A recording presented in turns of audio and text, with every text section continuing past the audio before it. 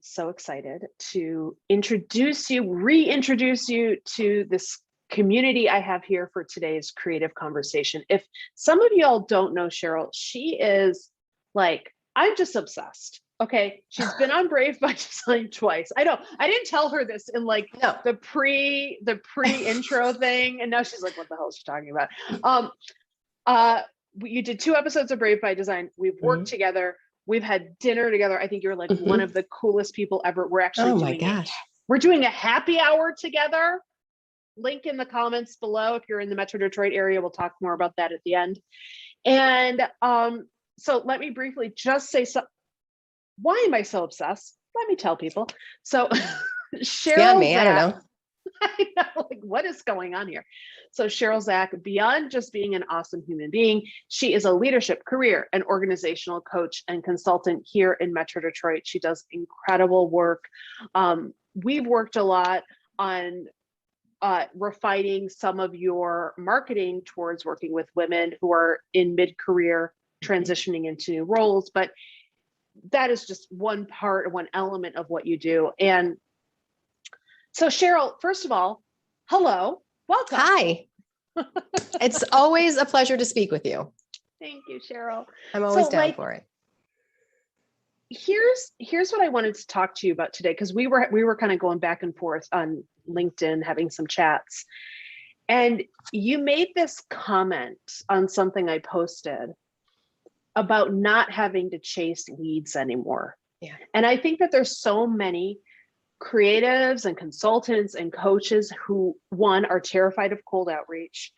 They're terrified of having to be salesy, and they fear this idea of chasing leads. Yeah. So can you talk a little bit about just kind of tell us what was that like for you? But I want to hear what it was like when you felt like you were chasing leads, and then maybe we'll talk about what happened after. Yeah. So I started my coaching and consulting practice in 2018 and really knew nothing about marketing or branding or anything like that. And as most new consultants, or many do, I felt pretty desperate to get the ball rolling with business. And that meant that I would chase every single lead that came to me. But also I was doing every single marketing thing I could think of. I had the email, I had everything at the same. Were you on all the channels? All the channel. Well, not TikTok. Okay. That actually might come, but for fun. But cool. Yeah, it looks amazing. So, and I had them all at the same volume. In other words, I was putting the same amount of effort. I was trying everything, and it felt like a lot of wheel spinning and a lot of, it wasn't actually really successful. And I know we'll get to this because I didn't even know who I was talking to. How would they know that I'm speaking to them? You know? You're on Twitter, you're on Facebook, yes. You're on, I know you're on LinkedIn. Yes. You've got the email list, and are you getting many sales are you just talking about things you'd want to help audiences solve, challenges you want them to solve? Is that what you're doing? Yes. So I was having this this was before I was having this really generalist message. So I was trying to speak to every single person who might need a career or leadership coach. Gotcha. And I think because of that, no one resonated with it. My message was so diluted. And a lot of the business I was getting was through referrals, which was fantastic, but lead generation wasn't necessarily working for me. Yeah, that's a really interesting point. So I think with most really successful consultants or creatives, our businesses eventually have a referral engine behind them that's bringing us high quality leads that we can then, potentially filter in and potentially close those deals. And what I noticed with a lot of people who I work with is they'll say, well, I have this one person, or I have these 2 people who send me a lot of leads. Yeah. But if I don't have them, I don't know how to find people to work with. Yeah. And it's sort of like this fear of what will I do if those sources dry up? Yeah. Is that kind of how it felt for you? Absolutely, it did. And there's only so many people those one or two people can refer to me, depending on what Right. they do Yeah. for a living, right? Right. Right. Exactly. And then Yeah. you're out. It's Yeah. like, Yeah. And I don't know if we mentioned this in our LinkedIn little chat back and forth, but this just came up for me. The other thing was, in doing that, in being very general about my message, in trying to be everywhere and essentially be everything to every possible person who might want to coach, or a leadership coach or a career coach, Mhm. I was actually hiding. I was doing it for two reasons. One, I thought I needed to do it to get business. And secondly, I was afraid to really show who I was, and I was hiding behind it. Tell us. Okay. Wait, that's really interesting. So what, what did you think you were hiding? I don't know, probably my personality. So, I Mhm. came up in a corporate environment. And when you have a corporate career, a lot of times you're fitting in, you're blending in. Of course, Right. you want to be noticed for your skills and the work you're doing and all of that, of course. But there is a certain amount of fitting into the culture or blending into the workplace. And I think I was pretty good at that. Okay. And as a coach, as a leadership coach, as a career coach, there's a lot of us. And I don't need to Right. blend, I need to stand out. And that Right. means I have to show what's different about me. And that Mhm. terrified me. What were you afraid of? So if you show more of yourself, Oh, if you reveal yourself, mhm. what's the fear? Yeah. People won't like me. I'm too outspoken. I'm too this, I'm too that, like I'm too much. Yeah. And they won't like me. And the fact of the matter is, not everyone will like me. Right. It's okay. I don't like everyone. Right? Does anyone listening to this like everyone? The No, answer is no. no. Nobody likes everyone. I like a lot of people, and I strive to be very accepting of others and non-judgmental. Mhm. I mean that truly. But Yeah. of course, I don't like everyone, and everyone doesn't need to like me. And my work with you actually helped me to realize many things. But one of the things that helped me realize is, if I want to work for the people that I love working with, that I get excited about working with, I have to show them who I am so that they Right. know I'm their person. Exactly.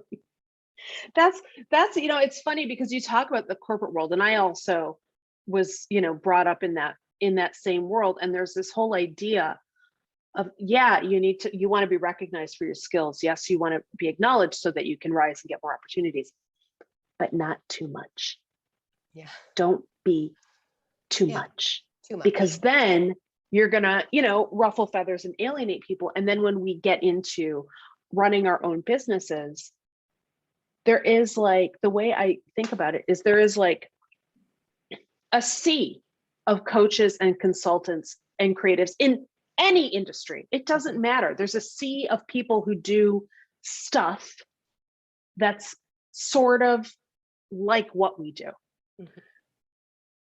So there's like a ton Mhm. of noise, right? There's Mhm. all this noise, and everyone's saying the same stuff Yes. over and over. Mhm. And, like, what makes the difference between Cheryl and Cindy, right? Like, our imaginary other leadership coach. And the one thing that makes a difference, the way I see it anyway, is the type of ideal clients you want to work with. Like, what are the personalities, traits, characteristics, qualities of these people? What market are they in? So, like, Cheryl, I don't Mhm. know if you have a specific market in this way, but, like, do they work in automotive? Do they Mhm. work in finance? Do they work in Metro Detroit? Whatever it may be.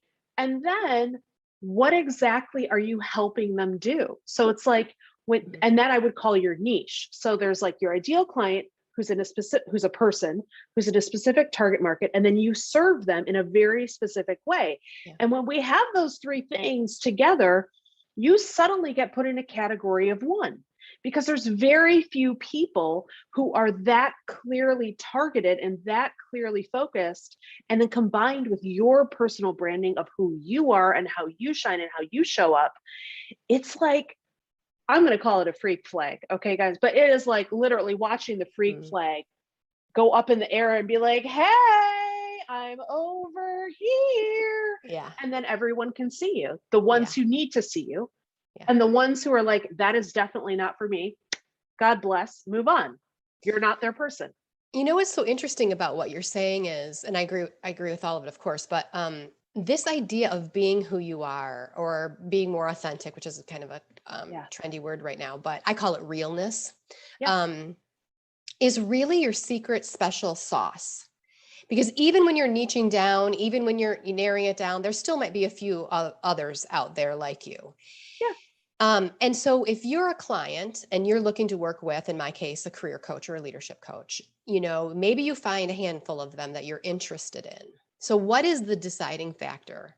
Right. It comes down to, do I like this person? Do I see myself in this person? Can I work with this person? And if I am not showing who I am, you cannot decide that. Right. And so, you know, going back to the early days, my marketing involved a lot of like logic. So these are my credentials. This is my certification. And I still talk about those things. They're still important. But I was missing the this is me piece, the emotional appeal. Yeah. And when I started to bring that in, it was terrifying. You pushed me a lot in ways you probably didn't even realize you did. But when I started to do it, things really shifted for me. Can we talk a little bit about the shifted messaging that you made? Because I want to bring this up because, again, I talked about creating a referral engine at the beginning of this. And what I mean by that, for those listening, is that you want to be so clear in what you do. And so you have to be able to communicate it like you would talk to a 5-year-old in simple language that helps people immediately be like, oh, I got it. No jargon. It's just clear. And when we can do that, it makes us much easier to refer. So, so can you talk about the shift in messaging that you've begun to make? Yes. I want to drive your point home by saying this. I do 2 types of coaching: career navigation coaching, and leadership coaching. And I very rarely advertise, market to the leadership coaching.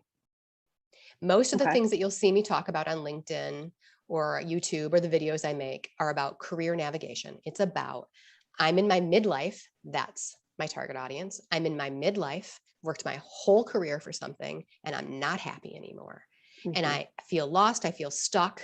Or I know what I want and I'm not sure how to get it. I'm the career transition coach. I'm going to help you get that thing that you most desire. It sounds cheesy, but I've seen it happen again and again. I also do leadership coaching. I also do corporate coaching. I do team. I don't talk about that because that happens a lot with just my corporate background referrals. I don't need to speak to that. That just happens. And I enjoy it and I'm glad it happens. But what lights my fire, what I love doing, is working with people who are lost and they help them be found. You know, like, let's land that big, scary job that terrifies you. Let's figure it out. Let's do it. And in that are all the nuts and bolts of job search, but also all the great things about working with a coach around imposter syndrome and all that. It's all wrapped up in there. When I started to talk about, and I did this again, I know I keep giving you a shout out, but really it was pivotal for me. So thank you. I mean it so sincerely. Sure. When I started to shift my messaging to talk to those folks, as opposed to just the generic, I'm a leadership and career coach. Like, what does that even mean? So when all of my messaging, my marketing, my videos, everything that I do started to talk about what it meant to feel stuck in a career and how you can start to make some shifts around that. People all of a sudden went, boom, I get what Cheryl does. And more referrals happened, just to speak to your point, because it was really clear. Oh, so when they're speaking to someone and that someone says, I feel so stuck, you know, I'm 35. I've done this my whole career. I don't even like it anymore. I don't even know what I want to do. They go, oh, you know what? Cheryl Czach. Right. She does that. That's exactly who she serves. Yeah. Now, there's something really interesting. You said people in midlife, which is interesting because there are people who want to transition careers 1 year out of college. Yes. They may say, I thought I wanted to be an attorney. I don't want to be an attorney. I want to be a school teacher. That's not who Cheryl serves. That is not who Cheryl serves, but Cheryl won't turn him away. But if they came to me, Yeah. If they came to me and I felt like, you're motivated enough, the pain is enough that you're willing to really do the hard things, because that it has to be that way. If you're talking about a major career transition, the pain has to be strong enough that you're willing to take the risk. But so your marketing is to the midlife. Yes. And because that was me. Yeah. Yeah. It's that whole idea. I heard one of my sisters say the other day, she said, she was talking about Brene Brown and how she does her research. And I think Brene Brown uses this phrase called me search as research, or research as me search. I could be, anyway, my point, everyone, what I'm trying to get to is that often it is when we go in and we look at ourselves and we look at the challenges that we faced, that we become our research subject. And that is what we want to help people who were like us solve. So you experience this pain in midlife. Yes. And it's why you're so passionate about that. It doesn't mean Cheryl doesn't help other people. Right. It doesn't mean if the 23-year-old comes, she won't serve them, but she's not speaking directly to them in the marketing. And that's important. That's really important for people to understand. Before we got on this call, I was telling Cheryl about one of the biggest challenges I see with creatives and consultants who come to me will have these discovery calls, and this is what they'll describe in the business. They'll say, I'm chasing leads. I'm not charging what I'm worth. I'm working with a bunch of clients I'm not excited about working with. I have some clients I really love, but about 30% are kind of like draining my energy. Yeah. But if I work with you, I just want to make sure you're not going to make me pick a target market. And what I'll tell them is I'll say, what if I told you that you could sell more, you could work with clients you actually like 100% of the time, you could charge more fairly for what you're doing, and people would literally come to your door just like they come to Cheryl's and say, here's some money, please help me. You're not chasing anyone. And if all of that could be done by just selecting a target market, because often monetary issues in our companies are target market problems in disguise. And people don't realize that. They think, I want to serve everyone. But when you try to serve everyone, you got people you don't like in the business that are draining your energy. You got great clients you love in the business. You got to chase people down because you're serving everyone who wants help. It's just a real nightmare. It is a nightmare, and it's exhausting. Yeah. It really is exhausting. When one of the benefits, and you just touched on it, but one of the benefits of figuring out your target market is working with people that you love working with. And so in our work together, I remember you saying, who would you feel like, who would get you up in the morning? Like, you'd be so passionate about it. And I had never looked at it through that lens. I was saying, here I am, who would hire me? Right? And how do I appeal to those people? I'd never said really what lights my fire and who are the people I would love to work with. Yeah. And then I'll drive them to me because I want to work with them. Right? It's just a different approach. And it made a huge difference because now I'm excited about the people I work with, you know? I know. Like, isn't that great? It's like, one of the tenets to that point, Cheryl, is, and I probably told you this at the beginning, one of the tenets that I teach is, I want to help you create a business that you love. And I know people say that all the time and it just sounds like ridiculous, but the truth is, if you're going to forgo the steady paycheck, working in a big company with all the benefits that you get to do that, to start your own thing, you and your business, you and your clients, you and your prospects, these are some of the most important relationships in your life. Yeah. Yes. And shouldn't you deserve to love the relationships you have in your life?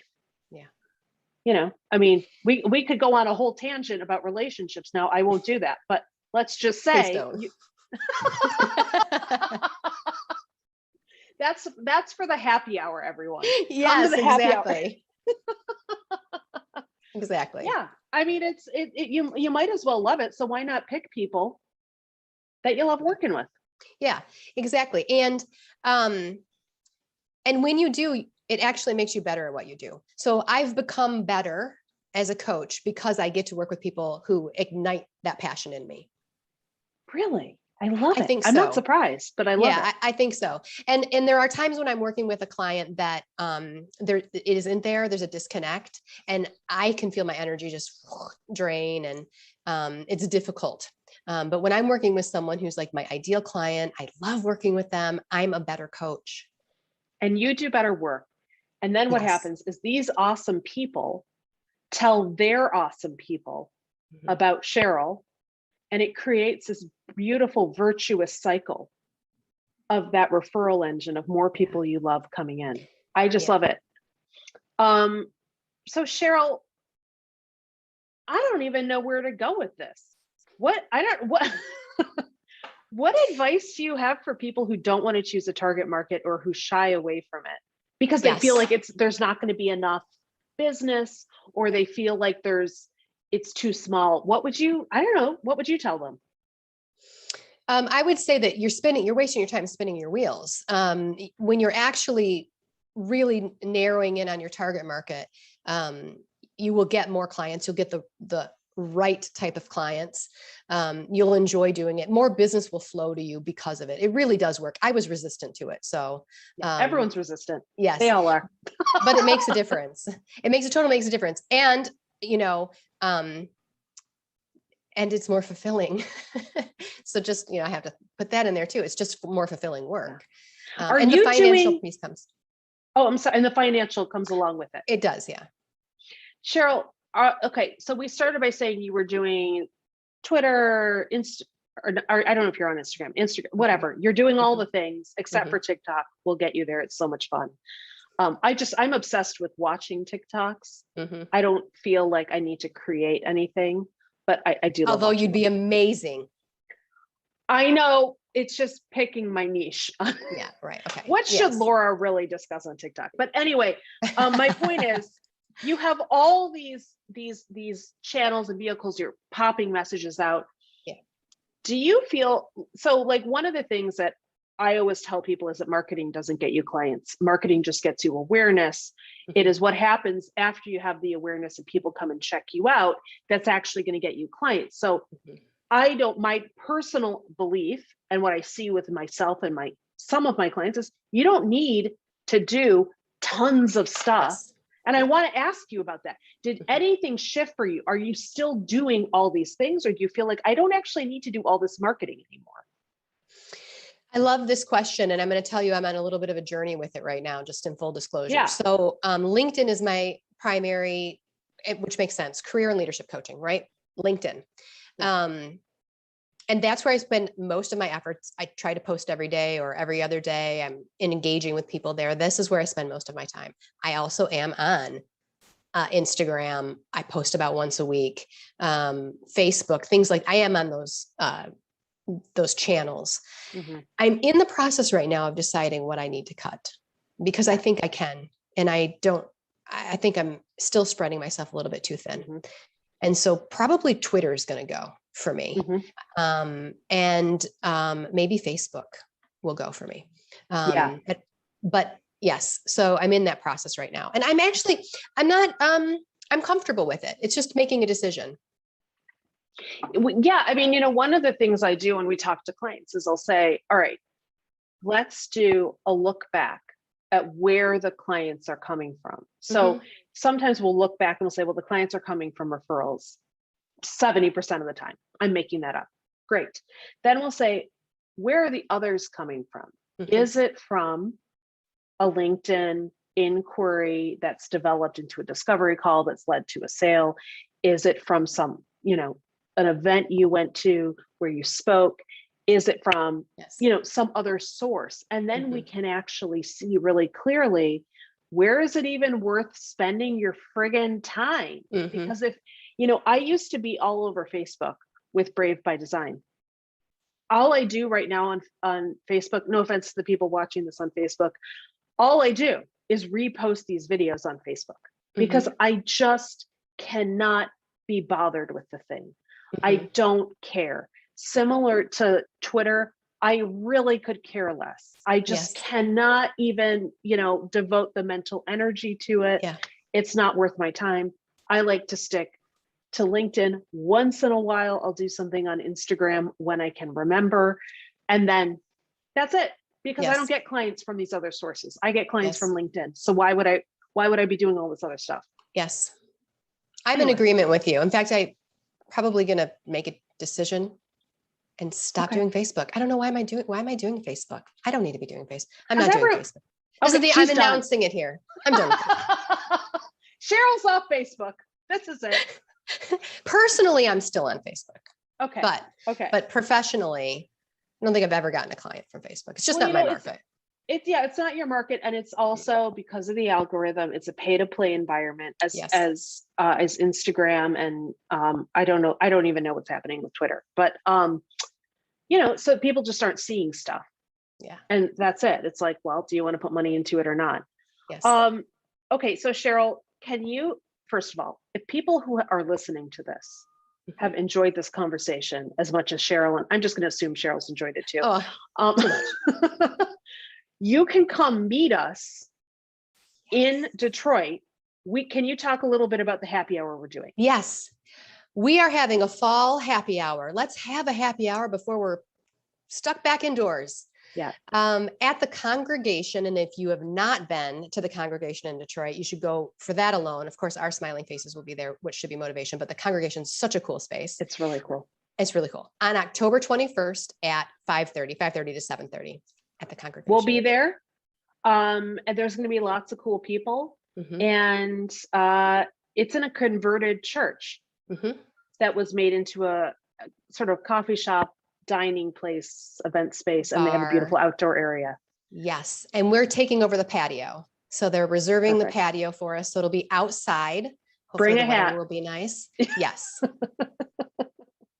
I cannot wait. I am super excited about it. And so I'm putting a link below for those who want to join us. Check out the invite, RSVP. We hope to see you there. As usual, Cheryl, it is a complete pleasure to chat with you. I want to thank you so much for joining us for this creative conversation. Oh, wait a minute, Cheryl. How do people learn more about you?